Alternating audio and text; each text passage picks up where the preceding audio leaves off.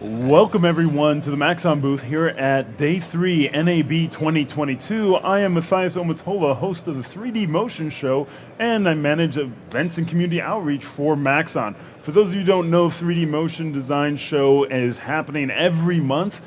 Log in, 3dmotionshow.com. You can see the lineup of all our presenters, all their information. You can link back to their websites, all that fun stuff. Also sign up, we're giving away thousands of dollars of prizes from our sponsors at the end of this show season. Now, to my left is a gentleman who's been presenting with us for a number of years, but he was so passionate, he flew all the way across the pond from the UK over here to share his knowledge with the community. Let's give a big, big round of applause to Andy Needham. Hey. Hey everybody, thank you very much. As Matthias said, my name's Andy Needham. I'm a senior motion designer based in London. I've been working in the industry for well over 15 years now, and been using C4D since version 9.6, so quite a while. I'm an educator as well. I like to, whatever I learn, I like to share. I share with on some of the best platforms in the business. I've been working with LinkedIn Learning for since about 2013, and more recently Grayscale Gorilla, GSG Plus, and I've contributed to EJ's C4D Ascent course over on School of Motion. So yeah, there's more to learn. There always is, but I want to share some things with you today. So what we're going to do is, before we get into the main presentation, I'm going to show my current reel, and then I'll let you know a little outline of what we're going to be speaking about today. Yeah, and I want to just, before I get into this, and I think she's watching, so I want to just say a big thanks to my wife, because flying out here, it's been a bit of a journey, but I wouldn't be able to do this without her support. So let's go. All right. Oh.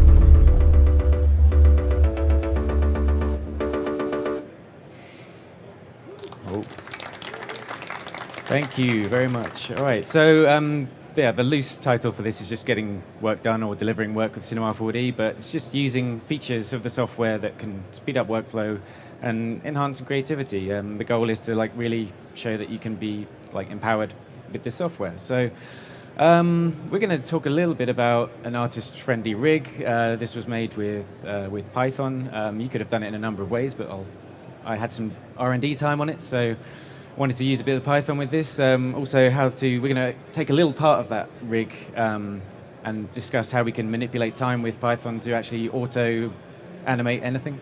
And then there's a couple of really powerful tools. The asset browser and the place tools allow you to just have this really fast combination of actually just roughing out scenes and just putting them together. So these first three topics are more client-based stuff, and then there's some new workflows you can do with Remesh, which is in S26, and type for really nice topology. So when you're deforming type, you'll get a really nice look. And then finally some particle advection and how to split out those streams with Redshift AOVs. Yeah, so without further ado, let's just get into the first topic, which is this rig that I put together. For some context, it was for a project for Telemundo, their Hispanic Heritage Month. So I'm going to show what we had. We had a few artists on this, but really, people were just tracking scenes and just wanted to have something that they could just put in, and just once the scene's tracked, we could put these light lines, as we were calling them, into the scene. But I'll show you the video, and then we'll talk a bit more about it.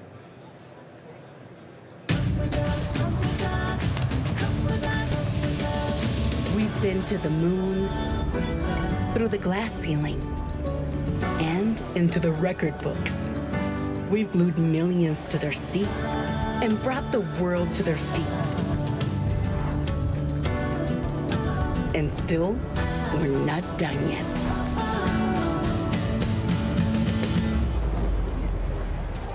So much more to see and do. So many more journeys to make. Celebrating Hispanic Heritage Month. Come with us. Okay. Yeah, so let's dive into C4D. Here we go. All right, so this is the rig, and this is what the artist would see. So it's basically, in terms of objects for them to manipulate, this is kind of it. You've got a few waypoints, which you can then like click and drag. And I'll take off the alpha channel on this material just so we can see that a bit easier. So if I turn this off, you can see the material more clearly now. And really, like, you know, stepping through this, it was meant to feel a bit more like almost like a plugin that they could use, where you can sort of work through the tabs, set up your waypoints, and if you wanted to, you could like override this, use a freehand spline. We could just grab like a helix or something, set this up a bit longer, and we'll come over here for a sec. And just, yeah, you know, so giving control, you can overwrite. I'll just drop this in here. And yeah, you could overwrite the waypoints if you wanted to. So just a simple toggle allows you to do that. But going back to this, we have these points that we can manipulate. So, and you can add and remove points if needed. You can make the stream really long. And you can set the look of the line by just familiar interfaces. And anyone who's done any kind of tool building using maybe Espresso or something like that, this is all really familiar. It's just grabbing user data and all that. But like, I'll show you the all of this was like hidden away with layers and stuff, and I'll show you the code behind it if we just get to that.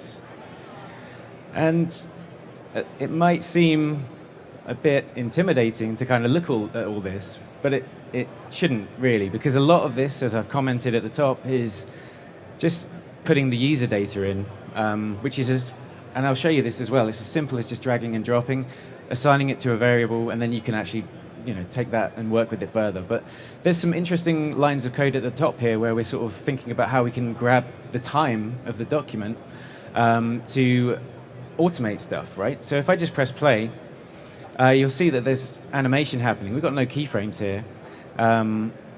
And this was just a little bit of extra motion, like something that the artist didn't even have to think about, but we're just animating the UVs of the material, and we can increase or change the direction and all that, or, you know, again, there's an override to turn it off.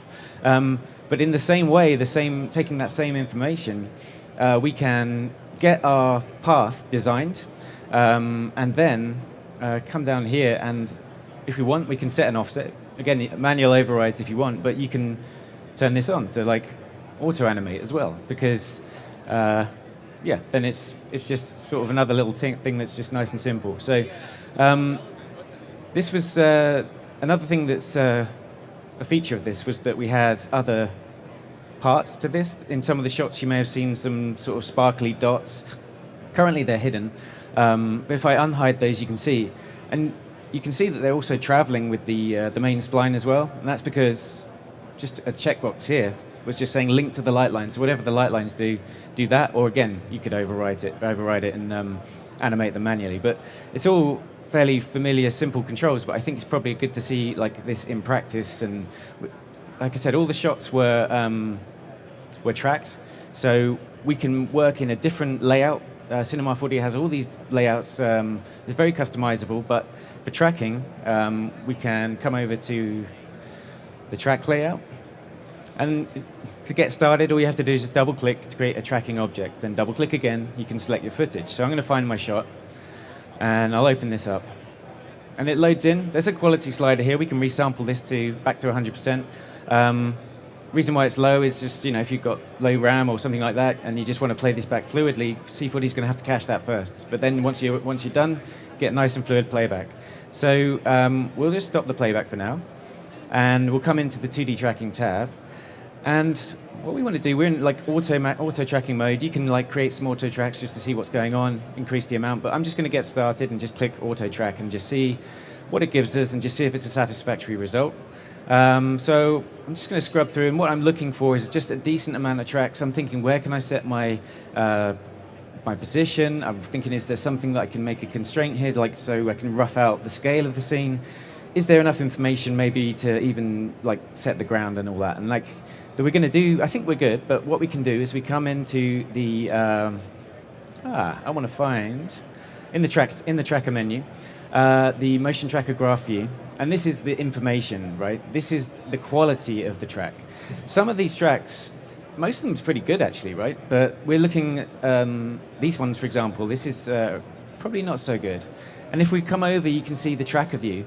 And this is, I'm not even sure what that's tracking. It's probably pretty useless information. It's not going to help us get a good solve. So we can filter this, and we can have a look at this track. You can see it's kind of going off, and you can see the red is where it's going off, and green is probably where it's coming back on and actually finding a useful feature.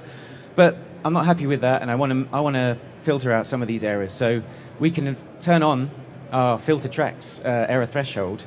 You have this red line that you can do interactively. You can bring this down. Or if you want to dial it in, come over to the attributes manager and just type in a number, and now we've got rid of a lot of tracks. If we come back to the top-down view, a lot of this is nice and green now. So I think we're going to probably get a good solve. Solving is just as simple as coming over to the 3D Solve tab, and if you don't know any information about your camera or anything like that, don't try and like figure it out. Like, you need to know these numbers, otherwise just let C4D take a good guess and run the solver. And we have a solve. What I'm going to do, I think I'm going to lock this for now, and I'm going to come back and just check the objects that we've got. Now we have a solve camera. You can verify that it's good because we've got like keyframes on every single frame. So we can now start to calibrate the scene, and we're not actually like. I'm just trying to get a sense of the camera's motion, just so it's easier to place these light lines in the shot. It's not really like too much of a specific task, but we need to know the scale of the scene, so when we actually start working with the light lines, they're not too big or too small or whatever. But let's just do that now. And we're going to come in, add some tags to our motion tracker object. These are the tracker tags, and we're going to start working with a position constraint first. Now, when you put this into the scene, you might think, well, I've done nothing. Where has it gone, right? It's an orange object is what you're looking for. But if you can't see it, come into the footage tab, just lower the brightness, and look, here it is. It's just hiding all along. This is what we're looking for. So I'm going to bring this back, and I'm looking for something that I can say, where is world 0? I'm going to just drop it on this feature here. And if we come back onto the tag, you can see we found a nice green feature. If we look at the auto features here, color-coded, green, down to red. So we're looking for the green ones that are the ones that are pretty solid. So we'll work through this now and keep calibrating the scene. I'm going to get a position constraint now. Yeah, where's that gone? Yeah, again, we may have to do the same kind of trick. Sorry, not a position constraint. I don't need that. I've already done position. So I'm actually going to go and grab a vector constraint. This is where we can set the scale of the scene. So I'm just going to drag this on top and put this here. And I have no idea about this, but I'm just going to take a guess and just say it's about 1 meter. So that will give us a scale. And then finally, we'll come in and we'll do a planar constraint. And this is going to set the ground up. And before all of this, if we were looking in the orthographic view, some of the points aren't really going to make sense. They're going to be at weird angles. But then, like, when you start setting the floor, everything kind of adjusts, and you kind of get a good sort of picture of the scene. So I'm just going to come over to here and just find a couple of points. Now, I'm going to do this one way, just to show you. Let's just grab a bit of test geo. This is going to be huge. We'll drop this in and put this on the ground. And it looks a bit wonky, right?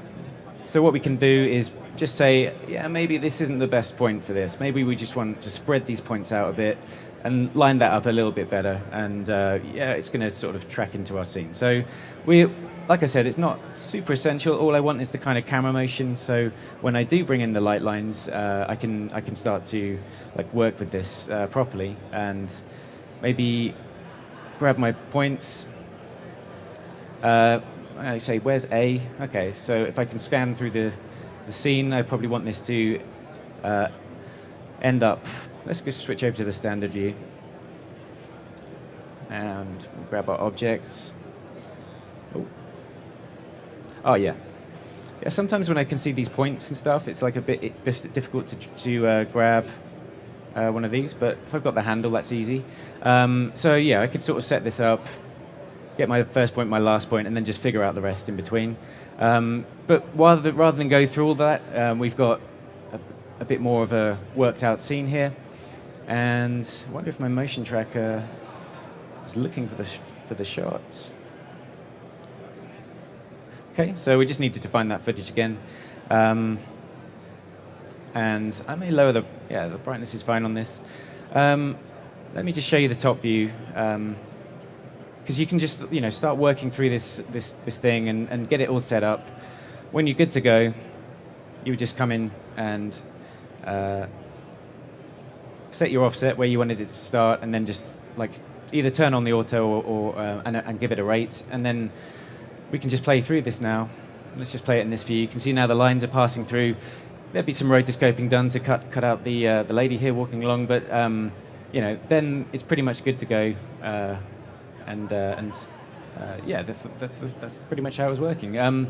But like to show you the sort of Python part of this, we're going to come back here and talk about how you can just learn a little bit and it can serve you a long way. And if you keep learning maybe just a little bit here and a little bit there, it will increase your knowledge, and you can sort of maybe automate repetitive tasks and do things like that. So, but there's only a few kind of things you need to know to get going. First, you need to know what op means. This is, it really depends on the context you're working on, but essentially it's like the Python script or the tag or something like that.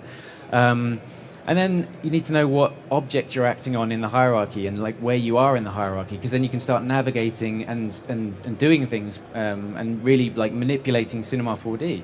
So all you're really doing in a nutshell is getting information and changing it and then just sending it back. So yeah, let's take a look at that now. So I've just taken a few objects out of here. Actually, I'm just going to copy this. I'll grab another null object and just paste these in. Okay, so this is our really simplified version of this thing, and all we want to do is maybe replicate the animation of the UVs. Just nice and simple stuff. So like we'll grab a Python tag, and it's in the programming tags. Now this pops up, and it already like this kind of feels a bit daunting, but it's actually giving you some tips of like what is op, what is doc, la la la. But we're gonna I'll let you read that in your own time. But we're gonna just get rid of all this, and we'll just define our main function. Okay, so now we can start working. So the 3 lines of code we need to get time, we're going to ask our document, what is the time? So let's just set it a variable, and we'll call it get time. Okay, and then we're going to get the frame rate of our document as well. So we need to assign that, and we'll say doc.get FPS. Okay, and then we just need to now we know that information, we can use that to get the frame that we're on. So we'll say get frame, and we'll pass in our frame rate. And we can verify this by just printing it to the console. And as I was saying with the tracking, there's actually scripting layouts and things like that. So you can, if you feel more comfortable using a different layout, we can come over here, find the script layout, and this gives us the console that I was mentioning just a minute ago. What we just need to do is just double click on our tag here. Oh, that will go away. That seemed to have gone away. All right. Well, rather than type that all out again,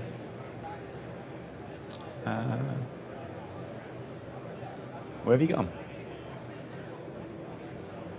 Wonderful. All right. Well, this is essentially what I was just typing out. So we'll just paste that in.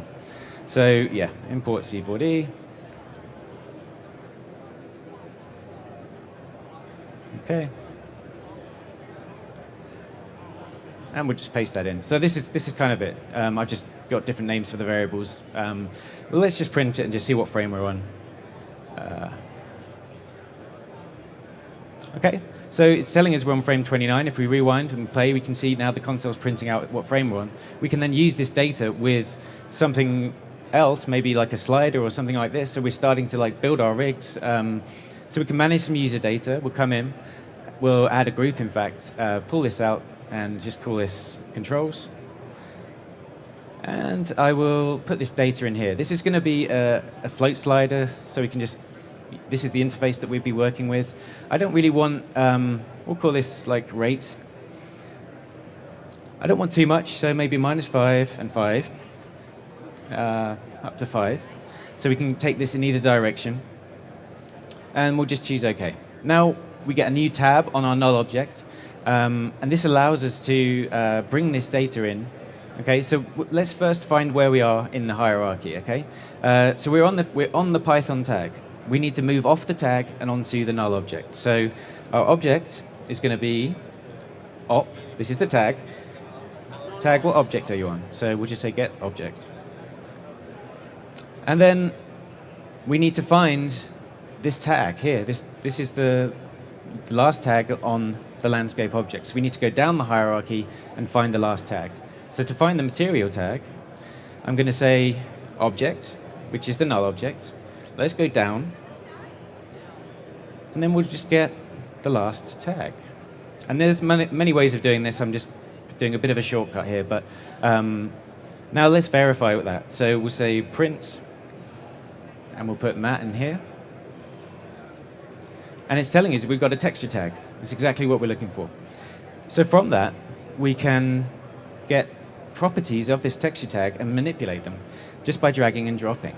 So we have already got this slider on our null, and we want to use that absolutely. But so that's actually on our object, it's on our null object, right? So we've defined our object here. We need to go below that, and then we can say what parts of the object can we work with. So this will be our rate. We called it rate. And we'll just drag and drop. Bring it in. And we can call this obj, because that's what it belongs to. Okay? And then, yeah, let's just grab this offset U property from the material. And we just want to assign the frame. And we'll multiply it by whatever the user sets as the rate. So, okay.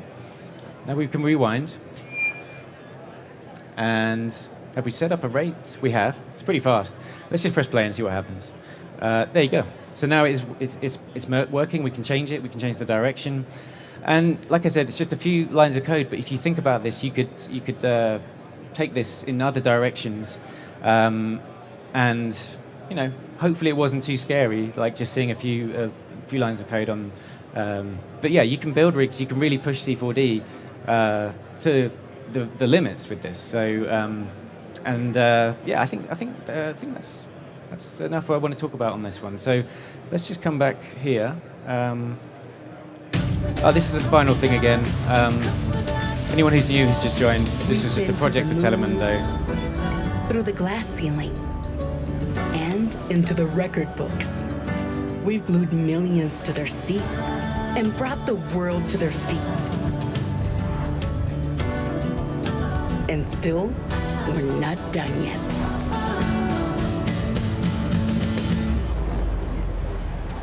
So much more to see and do. So many more journeys to make. Celebrating Hispanic Heritage Month. Come with us. Okay. Thank you, thank you. All right, so let's move on. This is talking about the asset browser, the place tools. It's such a powerful combination when you want to start to get scenes together. Really saves a lot of time. Now, for context, this was for a project for Amazon, their small medium business Black Friday promo. We built out a really quick scene, and then the task was just to render this once, really, but then use UV mapping and After Effects to put all the pictures and stuff onto all the photos in place and change out the magnets, designs, and all that kind of stuff, because it was a lot of videos, like across a load of territories. And let's just show you the result, and then we'll dive into it.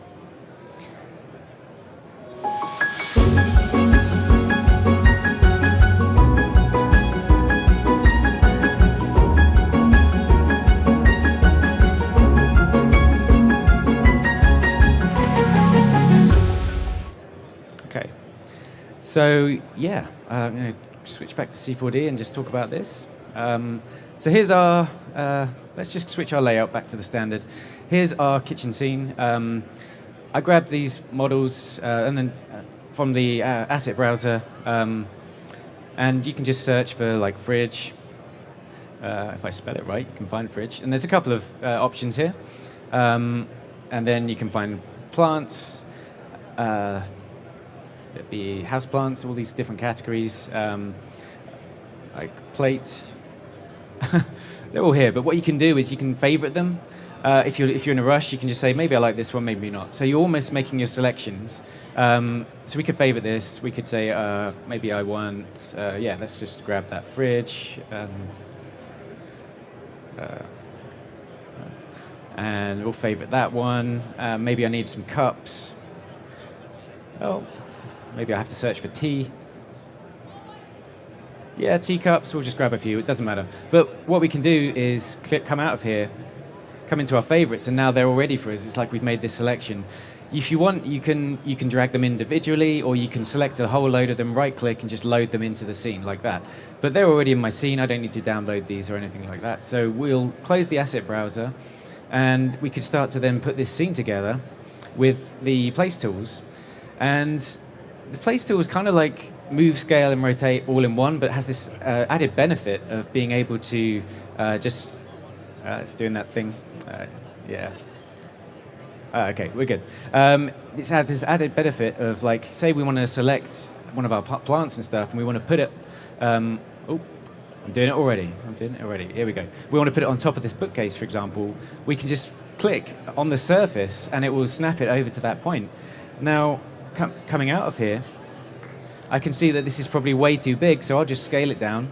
Maybe I want to just rotate it a little bit, so I've got that option here.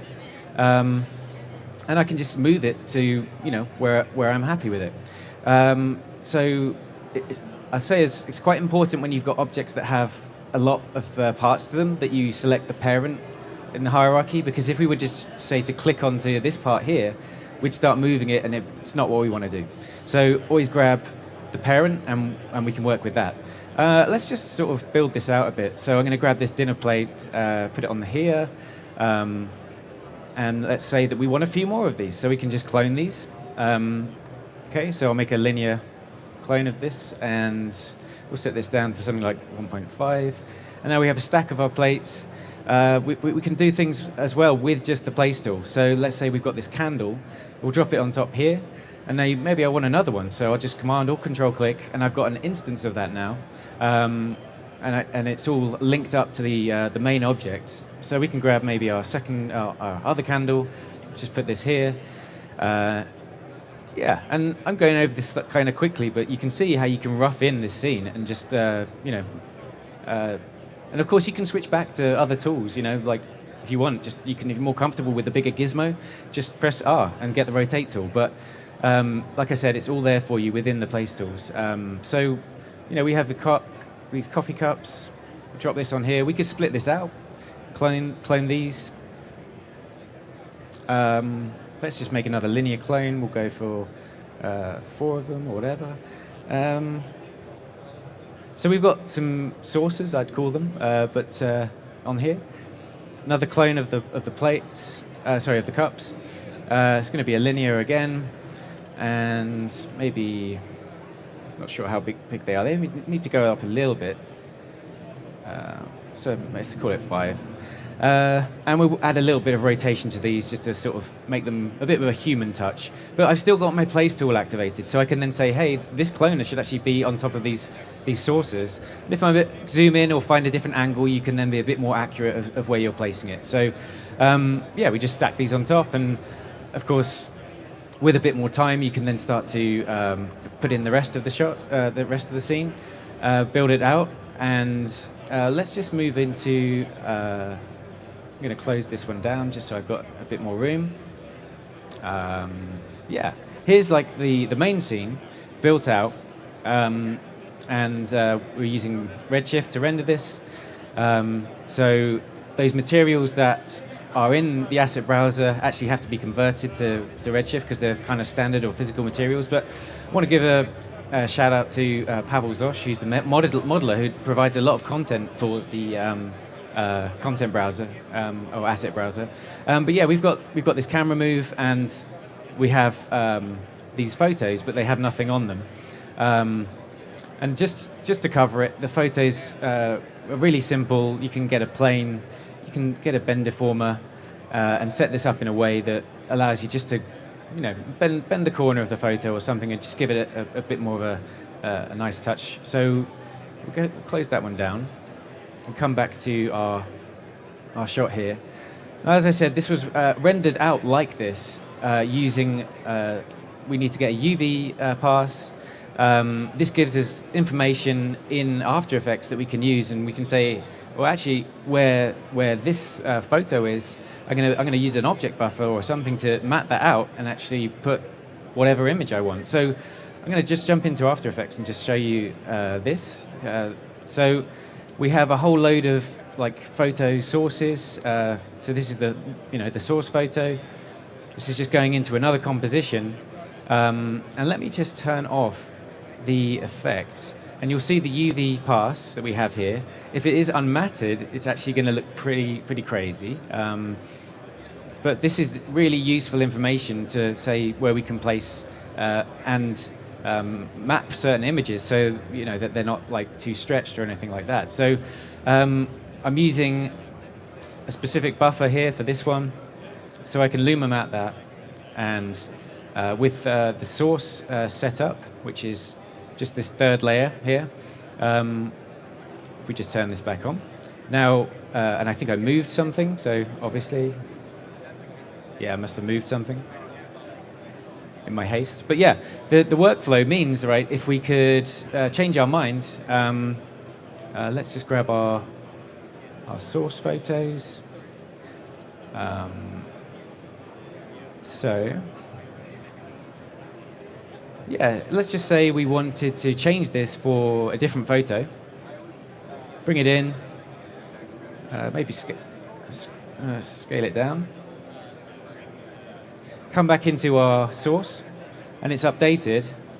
And in our main comp, it's all going to ripple through, and that's it. So now we can quickly, there we go, we've got it right there. I think probably the client would want us to change it back to the original. So there we go, we've done that. But the same thing works for all the logos on the magnets. These had to be done in the same kind of way. But it was a really fast and fluid process, especially when you had to knock out like over 40 videos and get all the titles done and all that kind of stuff. So yeah, it's that was a fun, fast turnaround project.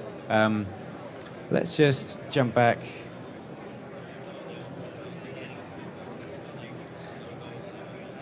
And just see the final result again.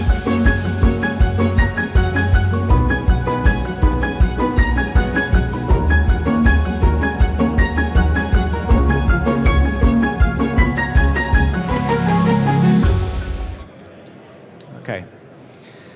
So just to refer back to the education side, I have a whole course on LinkedIn Learning about using the asset browser and place tools. Goes into more detail, like some of the scattering and the dynamic place, which is really fun. So you can, have a look at that if it's of interest. What we end up doing is just putting together a scene like this, and it's there if you want it. Right. So let's move on. Think about how we can work with the Z remesher, which is an exciting new tool inside of S26 to deform or rethink how we deform type. So we'll move on to that. And so here we have some type, and we want to twist it up. Normal workflow is just to grab a twist deformer. I'm going to set this up on the X, I think, and fit to parent. And then just increase the slider so that we've got this all twisted up, right? But we can immediately see that there's some problems, because if I press NB to show the lines as well, we just don't have enough information to, these polygons are kind of like folding in on places where they're not comfortable. So we can come back to our text object and work on this. Maybe we can set this to like a subdivided mode and come over to the caps tab, and instead of n-gons that we want to look at, we maybe want to look at some polygons. And we can reduce the grid size down, maybe quite a lot, in fact. We'll just go quite a lot, but it still hasn't kind of solved these problems. And you always kind of want to balance up these numbers if you're doing it that way. But yeah, this is still not good. And other ways of working with this is to kind of like think, oh, maybe it's just the shading, it's the way the light's hitting it. We could reduce the Phong angle, and that's kind of cleaning up a little bit of this stuff. If I come back to my just grad shading display, you can see that. But what was interesting to me when I saw the remesh with Z remesher, which has come over from Z remesher, which has come over from ZBrush, is this thought got me thinking. Maybe we can just make the topology of this type a lot nicer. Okay, and you can just by bringing it in.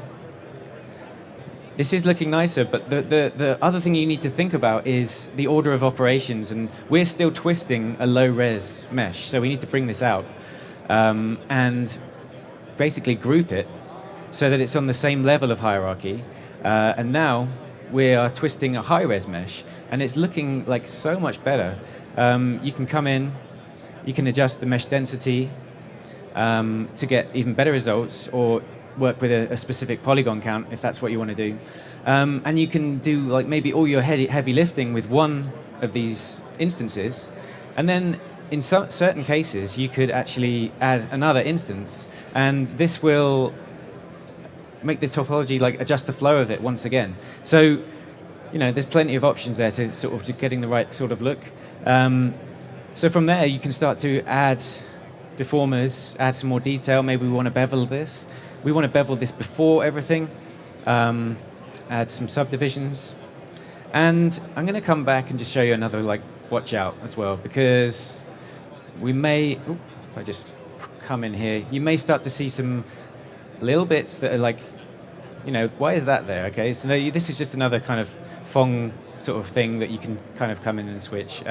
But yeah, so there's options for you on this bevel tool. But then, talking about deforming type, let's use a displacer. Bring this in, put this afterwards maybe, and we want to set this up with some noise. It's looking bad again, but we'll fix it. Don't worry, we'll increase our scale. And we want to come over, and instead of working on the vertex normal, we'll change our direction to planar, and we'll just choose an axis. X looks good to me, that's looking all right. But so we've got this kind of wavy, twisty type now, which is looking pretty nice. And we can now start to think about how we would animate this. We can do it with one tool, bring in a linear field. And the good thing about all these displacers is they have field tabs where we can actually bring this in. They can share the same field. Let's just check that we're hitting the right spot here. So we bring this one in. Okay, and you can now see that both the displacer and the twist are sharing this linear field. So we can animate just the linear field to bring this type on and off in a nice way. And we can sort of even take it a little bit further. It's looking crazy because I've got the jiggle deformer on here and it's cached. So if you empty the cache, if this ever happens, you just need to come in and fix that. But yeah, I think this will just cache through. But I'm sort of really pushing the polygons and making some kind of really strange sort of jiggling happening on this, but it looks quite fun. And we'll just let that cache through for a second.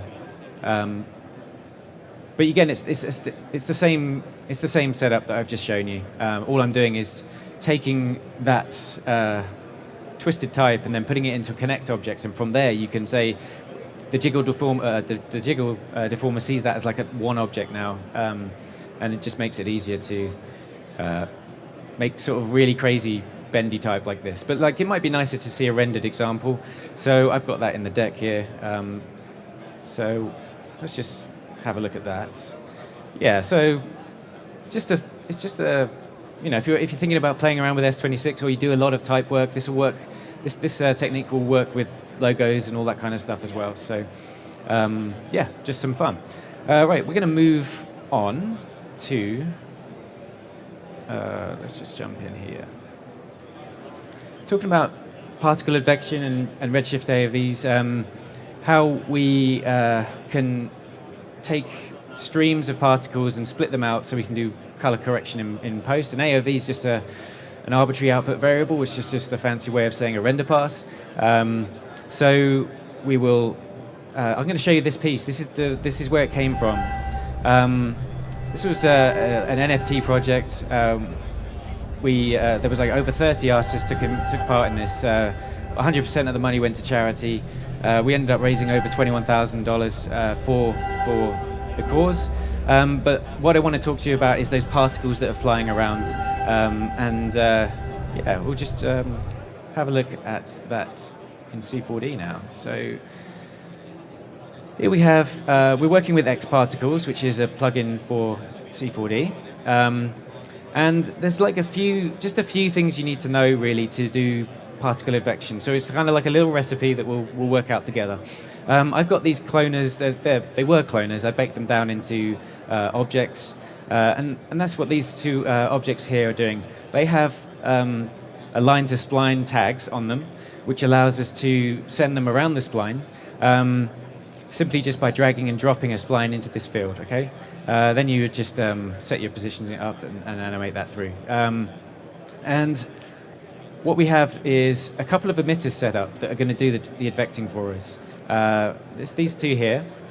They are set up in a way that they're using the objects that we have in the scene as emission objects, emission sources.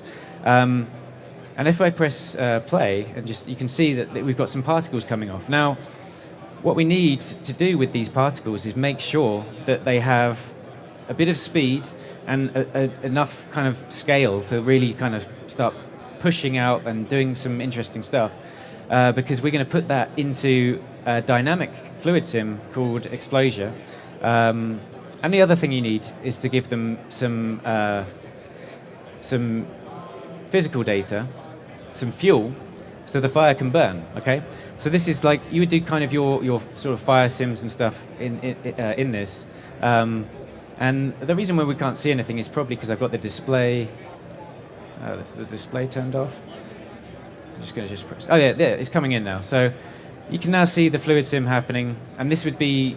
You can make this look like fire if that's what you wanted to do. But I actually want to just take this information and say, I want this information to make another set of particles work in a different way. All right. So the other thing we need to say is these particles here. They need to make sure that they ignore these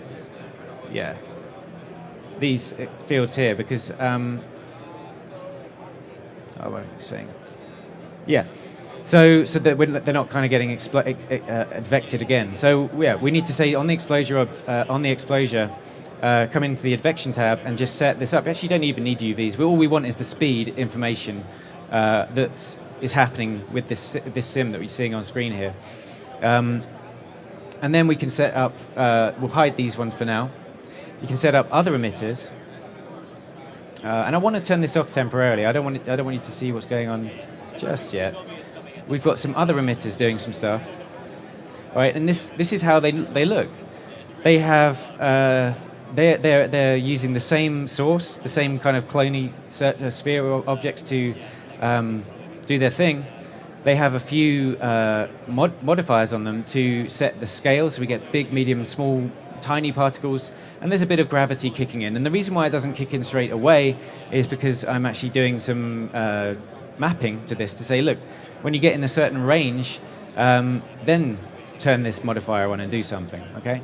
But, so this doesn't look too interesting until we take that data and push it into the scene. So I'm going to hide this because it's a bit confusing to see with all the exposure on. So we can come into the display and just turn this off.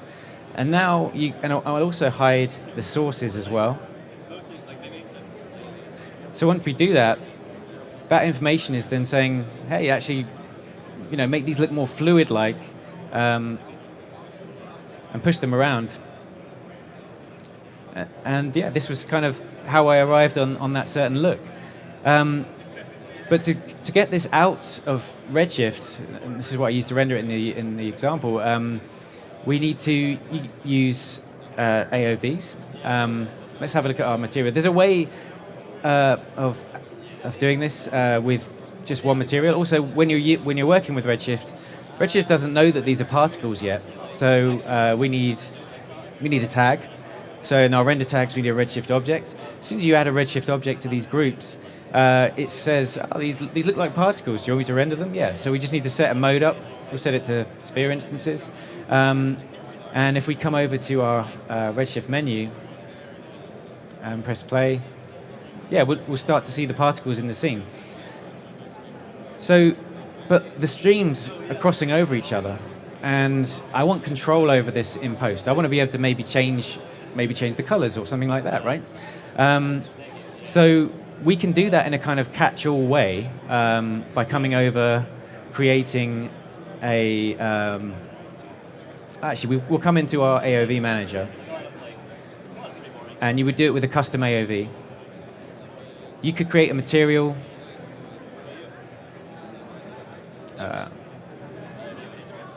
And get the... Oh, we're going to do it in the old one. The new one. Okay. We could search for... Oops.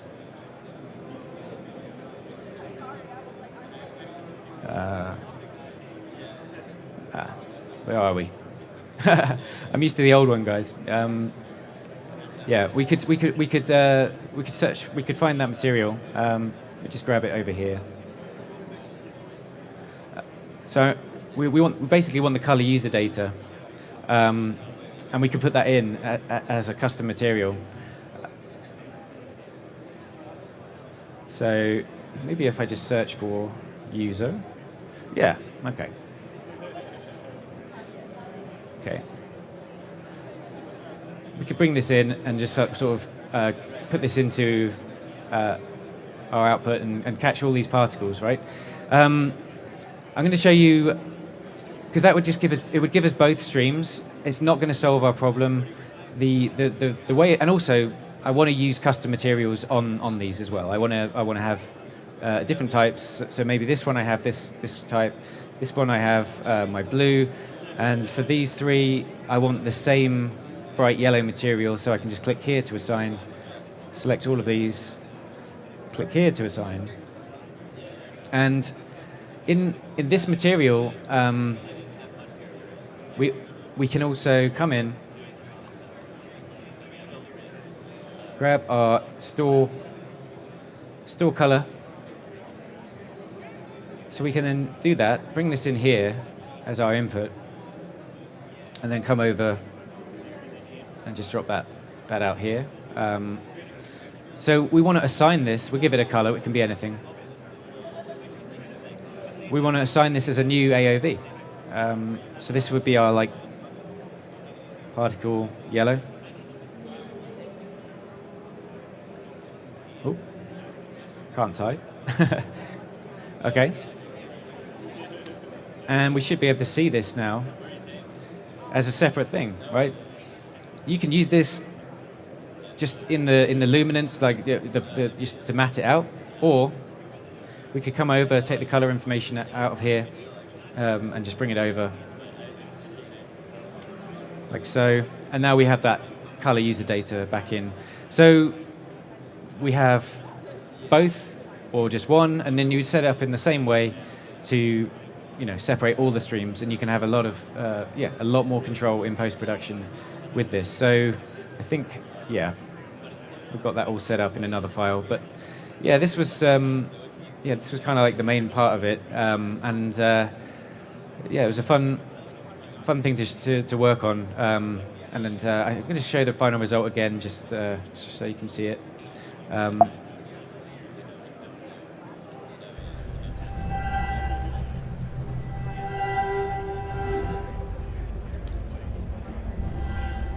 So I want to thank Perry Cooper for getting me involved on that one.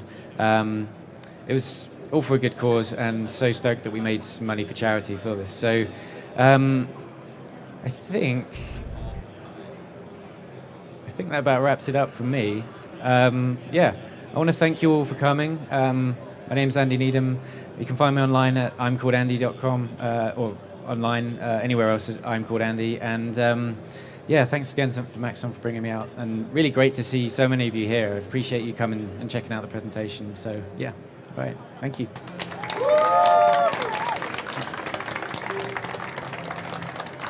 Excellent job, Andy. Whoa, hello feedback. Hi.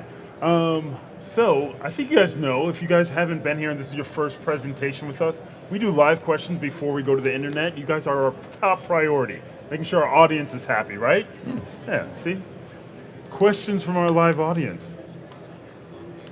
You guys are too good. That's what I keep telling everybody, like, you're so good, it's like they understand everything. Oh. But just in case, if there was something you missed or you wanted to dive in a little bit deeper, Andy will be in the back for another hour answering any questions. You can jump in. We have systems back there. You'll be able to go through anything that he showed or just come up with random questions, try and stump him. So that you can just do that. So stay tuned. We're going to have our next round of presenters up next, our very own Chad Perkins and Ellie Wade, our resident AI metahuman. So you're going to want to hang out for that one. So we'll see you back here in the next 5 or 10 minutes. So thanks again.